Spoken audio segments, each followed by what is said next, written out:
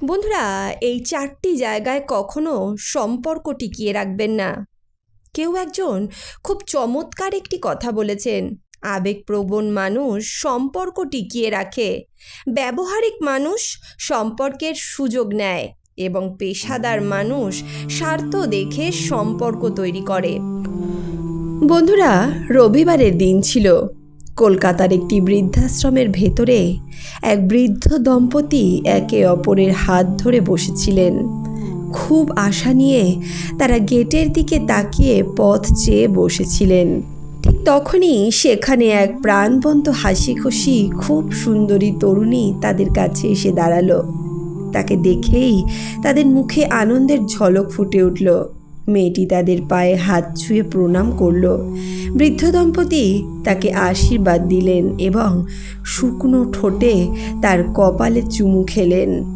প্রায় আধ ঘন্টা মেয়েটি তাদের সঙ্গে বসে গল্প করল, কিন্তু আধ ঘন্টা পর যখন সে উঠল বিদায় নেওয়ার জন্য, তখন বৃদ্ধ দম্পতি কাঁদতে শুরু করলেন। তারা বললেন, মারে, আমাদের জীবনে আর কোনো ভরসা নেই। কখন জীবন শেষ হয়ে যায় কে জানে। এই তো 2 দিন আগে আশ্রমের আমাদের 2 জন সঙ্গীর মৃত্যু হলো। আমাদেরও সময় ঘনিয়ে এসেছে। ভগবান জানে না কখন কি ঘটে যায়। আমাদের শেষ ইচ্ছে শুধু এটাই, তুই আমাদের জন্য চিন্তা করিস না, তোর জীবনে এগিয়ে যা, এটাই আমাদের কামনা। বন্ধুরা, এই কাহিনী খুবই আবেগপ্রবণ। এই কাহিনী আপনাদের জীবনে নতুন একটি শিক্ষা প্রদান করবে। তাহলে চলুন সম্পূর্ণ ঘটনাটি জেনে নেওয়া যাক। কেন এই বৃদ্ধ দম্পতিকে বৃদ্ধাশ্রমে নিজেদের জীবন কাটাতে হচ্ছিল? এই ঘটনার পেছনের আসল কারণ কী ছিল? চলুন আজকের এই কাহিনীর মাধ্যমেই জেনে নেওয়া যাক। এই কাহিনী কলকাতার এক বৃদ্ধ ব্যক্তির। তার নাম ছিল মোহনলাল। 1970 সালে যখন তার বয়স ছিল কেবল 20 বছর, তখন তিনি রোজগারের জন্য গ্রাম মুর্শিদাবাদ থেকে কলকাতায় চলে আসেন। প্রথম 2-3 বছর এখানে ওখানে ছোটোখাটো কাজ করে কাটান।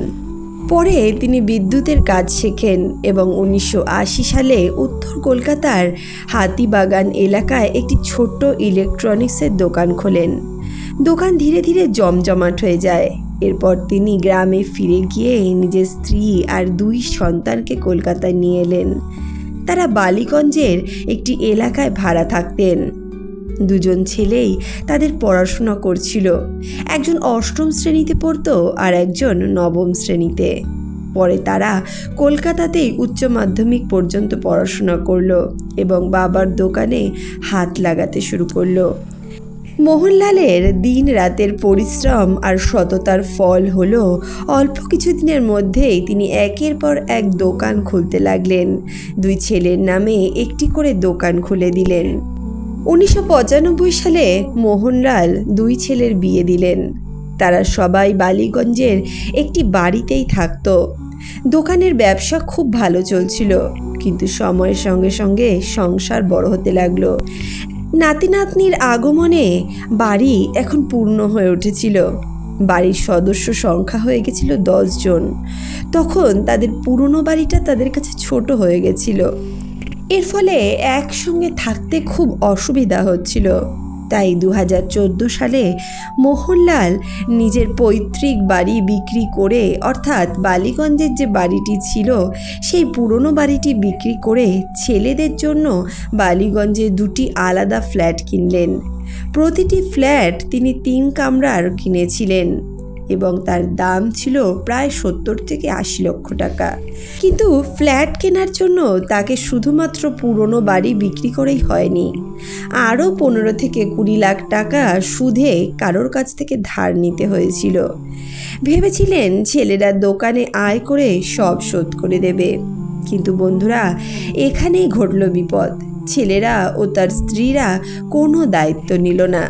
ফ্ল্যাট তাদের নামে ছিল, দোকানও তাদেরই নামে, কিন্তু সুদের টাকা শোধ করার দায় তারা নিল না। যারা টাকা ধার নিয়েছিল তারা তো মোহনলালকেই চিনত। তাই তারা টাকা আদায়ের জন্য মোহনলালের উপরই চাপ সৃষ্টি করতে লাগলো। বৃদ্ধ বয়সে তিনি মানসিকভাবে ভেঙে পড়লেন, অথচ ছেলেরা ও পুত্রবধূরা তাতে কোনো ভ্রুক্ষেপ দেখালো না।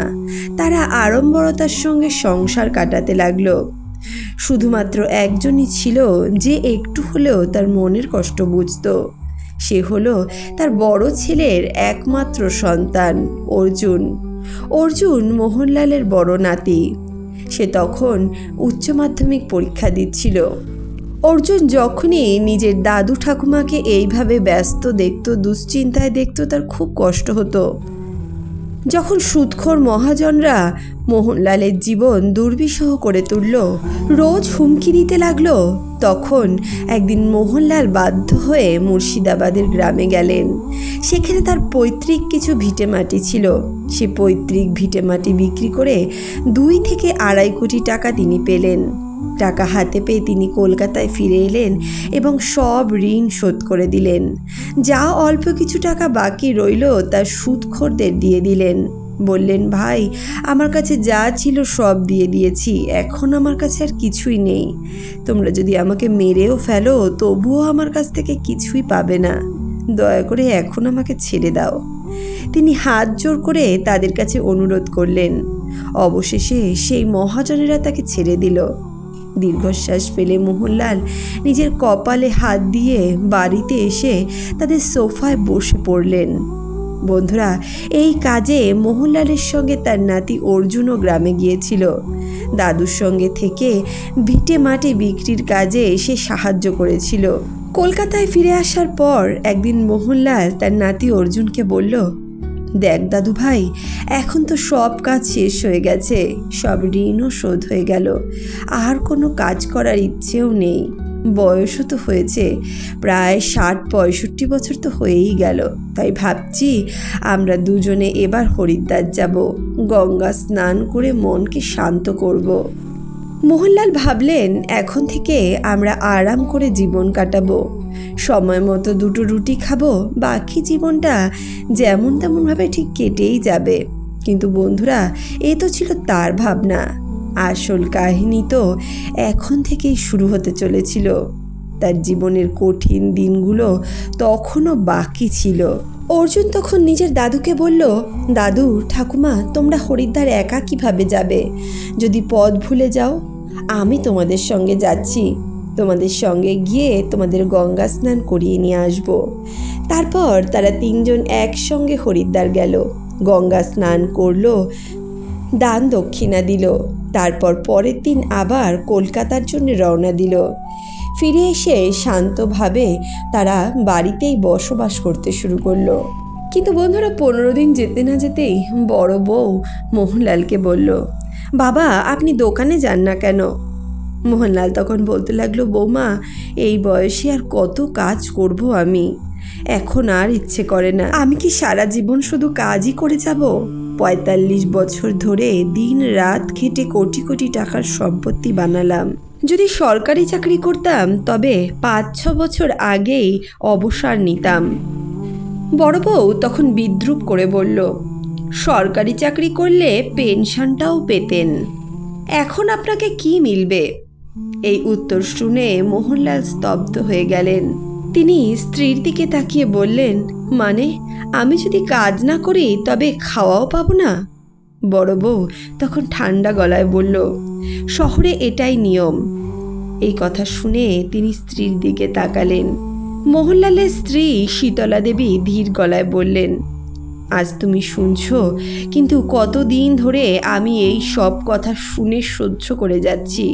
শুনতে শুনতে আর ভালো লাগে না, এখন বিরক্ত ধরে গেছে। মোহনলাল বিস্মিত হয়ে বললেন, তুমি আগে আমাকে তো কখনো এমনটা বলনি। স্ত্রী জবাব দিলেন, কি বলতাম, নাতি নাতনিদের নিয়ে ব্যস্ত থাকি, ওদিকে মন দেই না।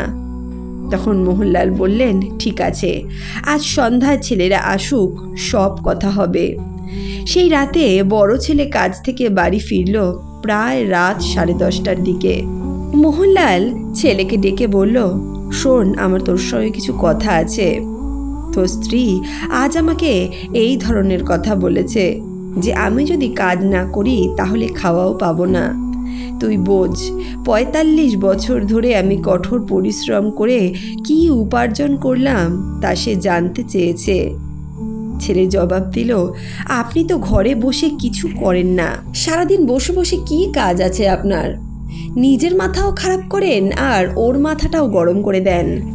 বাবা, এখন আর সেই যুগ নেই যে মানুষ উল্টোপাল্টা কথা শুনবে, ফালতু কথায় কান দেবে। এখনকার যুগে কেউ এসব বরদাস্ত করে না। এই উত্তর শুনে মোহনলাল ব্যথিত হলেন। তিনি বললেন, ফালতু কথা বলেছি আমি, না তোমার স্ত্রী আমাকে অপমান করেছে? ছেলে আবার উত্তর দিল, আমার এই সমস্ত কথা শোনার মতো সময় নেই, সারাদিন কাজ করে ক্লান্ত হয়ে ফিরেছি, এখন আপনার বকবকানি শুনতে বসবো? আমার কি জীবনে আর কোনো কাজ নেই? একটু বাড়িতে এসে শান্তি মতো দুদণ্ড সময় কাটাবো তার উপায় নেই।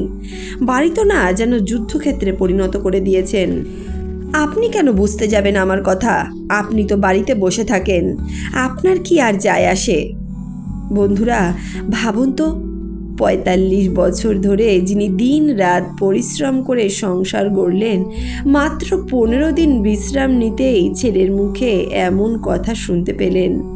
মোহনলাল খুবই দুঃখিত হয়ে পড়লেন। অর্জুন তখন পাশে দাঁড়িয়েছিল। সে দাদুকে বলল, দাদু, টেনশন নিও না, ওদের কথায় কান দিও না তো, চলো একটু বাইরে হেঁটে আসি। রাতের খাবার শেষ করার পর তারা দুজনে রাস্তায় হাঁটতে বেরোলো। হাঁটতে হাঁটতে মোহনলাল তার নাতিকে বললেন, কিভাবে আমি কলকাতায় এসেছিলাম, কিভাবে না খেয়ে কষ্ট করে দিন কাটিয়েছিলাম, আর এই ৪৫ বছরের সাধনার ৪-৫ কোটি টাকার সম্পত্তি করেছিলাম, 2টো ফ্ল্যাট, 2টো দোকান তৈরি করেছিলাম, আর আজ তারা আমাকে এভাবে ব্যবহার করছে। অর্জুন শান্ত গলায় বলল, দাদু, আমি কি করব বলো তো? মায়ের তো স্বভাব এমনই। তবে তুমি দুঃখ করো না, আমার চাকরি হয়ে যাক, তখন আমরা আলাদা থাকব। আমি তোমাদের সঙ্গে একটি আলাদা ফ্ল্যাট নিয়ে থাকব। অর্জুন তখনও শিশু ছিল। সে বুঝতে পারতো না দাদার অন্তরে যে ক্ষত রয়েছে তা কতটা গভীর। তবুও তার ওই সহানুভূতিপূর্ণ কথায় মোহনলালের অন্তরটা একটু শান্ত হলো। তারা বাড়ি ফিরে এলেন, কিন্তু মোহনলালের সারা রাত ঘুম আসলো না। মনে মনে ভাবলেন, চলো, আরেকটা ছেলে তো আছে, তার সঙ্গে দেখা করে আসি। পরের দিন তিনি ছোট ছেলের বাড়িতে গেলেন, কিন্তু সেখানের অবস্থা আরও খারাপ। ছোট বউ মুখের উপর বলল, আপনি তো সব বিক্রি করে দিয়েছেন, এখন এখানে কি করতে এসেছেন? মোহনলাল বিস্মিত হয়ে গেলেন। এই ফ্ল্যাট, এই দোকানগুলো, এইসব কার টাকায় হয়েছে, কার নামে কেনা হয়েছে? বউ নির্লিপ্তভাবে উত্তর দিল, আমি কি জানি কার নামে কেনা হয়েছে? আমি অত কিছু জানি নাকি? কিন্তু একটা জিনিস ভালো মতোই জানি, আপনার ছেলেরা ছোটবেলা থেকেই দোকানে কাজ করছে, ওদের নামে তো কিছুই দেখছি না। আপনার টাকা কোথায় গেল কে জানে? মোহনলাল বললেন, ফ্ল্যাট আর দোকান তো তোমার স্বামীর নামেই আছে। বউ তখন কটাক্ষ করে বলল, তাহলে কি এগুলো নিতে এসেছেন নাকি? মোহনলাল ক্ষীণ গলায় বললেন, আমি আর আমার স্ত্রী তো শুধু 2টো রুটি চেয়েছি, এতে কি তোমাদের ফ্ল্যাট বা দোকান শেষ হয়ে যাবে বৌমা? বউ তখন তিরস্কারের স্বরে বলতে লাগলো, এভাবে বসে বসে খেলে রাজার ধনও শেষ হয়ে যাবে, ফ্ল্যাট আর দোকান তো কিছুই নয়। এ কথা শুনে শীতলা দেবীর চোখে জল চলে আসলো। মোহনলাল নির্বাক হয়ে গেলেন। তিনি ভাবলেন, বৌমা পরের বাড়ির মেয়ে, তাই হয়তো ও এমন ধরনের কথা বলতে পারছে। আমার ছেলেকে আসতে দিই, আমার ছেলেকে সব বলবো। কিন্তু সন্ধ্যায় যখন ছোট ছেলে এলো, তারও ব্যবহার বড় ছেলের মতোই ছিল। এই আঘাত আর সহ্য করতে পারলেন না মোহনলাল। টেনশনে আর চিন্তায় ডুবে যেতে লাগলেন তিনি। একমাত্র আশ্রয় হয়ে রইল নাতি অর্জুন। কিন্তু অর্জুন তখনও ছাত্র, বাবা মায়ের ওপর নির্ভরশীল। 12 পাশ করার পর MBA-তে ভর্তি হলো। 2 বছর তাকে বাইরেই পড়াশোনা করতে যেতে হলো। 2 বছরের মধ্যে এদিক ওদিক ঘুরে ঘুরে বিভিন্ন জায়গায় তাকে টিউশন নিতে হলো, পড়াশোনা চালিয়ে যেতে হলো। এর মধ্যে কতবার ছেলেরা আর বৌমারা মোহনলালকে মারধরও করত। অর্জুন প্রতিদিন তার দাদু ঠাকুমার এই কষ্ট দেখে ভেতরে ভেতরে ভেঙে যাচ্ছিল। একদিন সে দাদু মোহনলালকে বলল, দাদু, তোমরা এমন জায়গায় চলে যাও যেখানে শান্তিতে থাকতে পারবে। অর্জুন তখন তার দাদু ঠাকুমার জন্য একটি বৃদ্ধাশ্রমের ঠিকানা খুঁজে বার করলো। তারপর নিজের দাদু ঠাকুমাকে সেখানে নিয়ে গেল। অর্জুন কাঁদতে কাঁদতে বলল, দাদু, আশা করি তোমরা এবার এখানে শান্তিতে থাকতে পারবে, কেউ তোমাদের মারধর করবে না। আমি প্রতি সপ্তাহে এখানে আসবো আর তোমাদের দেখে যাব। যখনই সুযোগ পাবো তোমাদেরকে এখান থেকে ঠিক নিয়ে যাব। এভাবেই দিন গড়াতে থাকে। 2016 সালে তারা বৃদ্ধাশ্রমে এসেছিল। 2 বছর কেটে গেল। 2018 এসে গেল। প্রতি রবিবার অর্জুন আসতো তার দাদু ঠাকুমাকে দেখতে। কোনো উৎসব পেলে সে তাদের সঙ্গে দেখা করতে চলে আসতো। কিন্তু এই 2 বছরে একবারও মোহনলাল ও তার স্ত্রীকে দেখতে আসেনি তাদের কোনো ছেলে, ছেলের বউ। শুধু অর্জুনই আসতো। মাঝে মধ্যে তার ভাই বোনদেরকেও নিয়ে আসতো। এভাবেই চলতে চলতে 2018 সাল আসলো। একদিন অর্জুন একটি সুন্দরী মেয়েকে নিয়ে বৃদ্ধাশ্রমে এলো। অর্জুন নিজের দাদু ঠাকুমার পা ছুঁয়ে প্রণাম করলো আর মেয়েটিকেও বলল, এরা আমার দাদু ঠাকুমা, এদের পা ছুঁয়ে প্রণাম করো। মেয়েটি সঙ্গে সঙ্গে তাদের পা ছুঁলো এবং তাদের আশীর্বাদ নিল। তখনই তার ঠাকুমা বলতে লাগলো, দাদু ভাই, এ কে? অর্জুন একটু লজ্জা পেয়ে বলল, ঠাম্মি, এ আমার বান্ধবী। ঠাম্মি মৃদু হেসে বললেন, খুব সুন্দরী মেয়ে, খুব ভালো লাগলো তোমার সঙ্গে দেখা করে। দাদু ঠাম্মি তখন বুঝতে পারলেন এ আসলে অর্জুনের প্রেমিকা। তার নাম ছিল কণিকা। মোহনলাল জানতো এখনকার সময়ে সম্পর্ক হওয়াটা, প্রেমিক প্রেমিকা হওয়াটা স্বাভাবিক ব্যাপার। এরপর থেকে অর্জুন আর কণিকা প্রায়ই দুজনে মিলে তার দাদু ঠাকুমার সঙ্গে দেখা করতে আসতো। 2020-তে অর্জুনের MBA শেষ হলো। একটা সুন্দর ভালো চাকরি পেল সে। মাসে প্রায় 1 লাখ টাকার ওপরে বেতন। কিন্তু সেই চাকরি জয়েন করতে তাকে মহারাষ্ট্রের পুনেতে যেতে হবে। তখন সে কণিকাকে বলল, কণিকা, আমি চাকরি করতে পারবো না। আমি আমার দাদু ঠাকুমাকে ছেড়ে যেতে পারবো না। সেখানে গেলে তো সারাক্ষণ তাদের চিন্তাই করতে থাকবো। তখন কণিকা তার চোখের দিকে তাকিয়ে বলল, যদি তুমি আমাকে সত্যি নিজের মনে করো তবে এই দায়িত্ব আমার উপর ছেড়ে দাও। আমি প্রতি সপ্তাহে তাদের দেখে আসব। আর যখনই আমি আসি তারা আমাকে এত ভালোবাসা দেয়, আমারও খুব ভালো লাগে। এ কথা শুনে অর্জুনের চোখে জল চলে আসলো। সে দাদু ঠাকুমার কাছে গিয়ে খবর দিল যে 1 বছরের জন্য সে বাইরে যাচ্ছে। এ কথা শুনে মোহনলাল আর তার স্ত্রী কান্নায় ভেঙে পড়লেন। কিন্তু তখন কণিকা বলল, আপনারা চিন্তা করবেন না, অর্জুনের মতো আমিও আপনাদের সঙ্গে থাকব, আপনার খবর নেব। এরপর থেকে প্রতি সপ্তাহে কণিকা বৃদ্ধাশ্রমে আসতে লাগলো। মোহনলাল আর তার স্ত্রী দেখাশোনা করতে লাগলো। মোহনলাল তখন তাদের দুজনকে বলল, তোমরা নিজেদের জীবন গড়ো, সুখে থাকো। তোমরা দুজন সুখে থাকলে আমরাও সুখে থাকব। এভাবেই দেখতে দেখতে সময় গড়াতে লাগলো আর 2021 আসলো। অর্জুন ততদিনে ভালো মতো সেটেল হয়ে গেছে। তখন তার ট্রান্সফার আবারও কলকাতায় হলো। কলকাতায় সে একটি 3 কামরার ফ্ল্যাট নিল। এরপর প্রথম কাজ সে যেটা করলো তা হলো সে বৃদ্ধাশ্রমে চলে গেল। মোহনলাল আর তার স্ত্রী যখন 1 বছর পর নিজের নাতিকে নিজের সামনে দেখলেন তখন তারা কান্নায় ভেঙে পড়লেন। মোহনলাল নাতি অর্জুনকে জড়িয়ে ধরে বললেন, বাবা, কতদিন তোকে দেখি না। আমরা তো ভেবেছিলাম আমাদের জীবনটা এভাবেই শেষ হয়ে যাবে। কিছুদিন আগেই যখন কণিকা এসেছিল তাকে আমি এই একই কথা বলেছিলাম।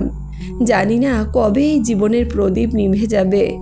যদি মরার আগে একবার নাতিটাকে দেখতে পারতাম তাহলে মনটা শান্তি হতো। আজ তোকে দেখে নিয়েছি, আমার জীবনের সব ইচ্ছে এখন পূর্ণ হয়েছে। তখন অর্জুন বলল, কিন্তু দাদা, আমি যে তোমাকে এখান থেকে নিতে এসেছি, আর তোমাকে বৃদ্ধাশ্রমে থাকতে হবে না। এ কথা শুনে মোহনলালের স্ত্রীর চোখে জল চলে আসলো। সে বলল, দাদু ভাই, এত সুখ আমার জীবনে আসবে আমি কখনো ভাবিনি। ছেলে মেয়েরা তো একবার ঘুরেও তাকায় না, আর তুমি নাতি হয়ে আমাদের জন্য এত কিছু করছো। ঠিক তখনই কণিকা সেখানে একটি ট্যাক্সি নিয়ে উপস্থিত হলো। তারপর বৃদ্ধাশ্রম থেকে তাদের সমস্ত জামা কাপড় জিনিসপত্র গুছিয়ে নিয়ে সেই ট্যাক্সিতে তুলে দিল। কণিকা আর অর্জুন দুজনে মিলে মোহনলাল আর তার স্ত্রীকে নিজেদের ফ্ল্যাটে নিয়ে গেল। কণিকা প্রায়ই সেই ফ্ল্যাটে আসতো, মোহনলাল আর তার স্ত্রীর দেখাশোনা করত। এভাবেই আরও কিছুদিন কেটে যায়। কিছুদিন পর মোহনলাল অর্জুনকে বলে, দেখো বাবা, কণিকাকে এখন তুমি বিয়ে করো। বহুদিন তো হয়ে গেল তোমরা একসঙ্গে রয়েছো, একসঙ্গে একে অপরের সুখ দুঃখ ভাগ করে নিচ্ছ। আর দেরি নয়, তার বাবা মার সঙ্গে গিয়ে কথা বলো আর তোমাদের বিয়েটা ফিক্সড করে দাও।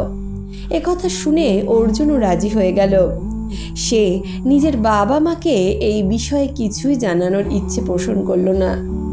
যখন মোহনলাল বলল যে তোমার বাবা মাকে কেন জানাচ্ছ না, তোমার বাবা মাকে নিয়ে তার বাড়িতে চলো, তখন অর্জুন বলল, দেখো দাদু, তুমি যদি যেতে পারো তাহলে আমার সঙ্গে চলো, না হলে আমি একাই যাব। আমি অমন মানুষকে নিজের জীবনের অংশ করতে চাই না, যারা নিজের বাবা মাকে বাড়ি থেকে বার করে দিয়েছে, যারা নিজের বাবা মার উপর অত্যাচার করেছে, তাদেরকে মারধর করেছে। আমার সঙ্গে তাদের কোনো সম্পর্ক নেই।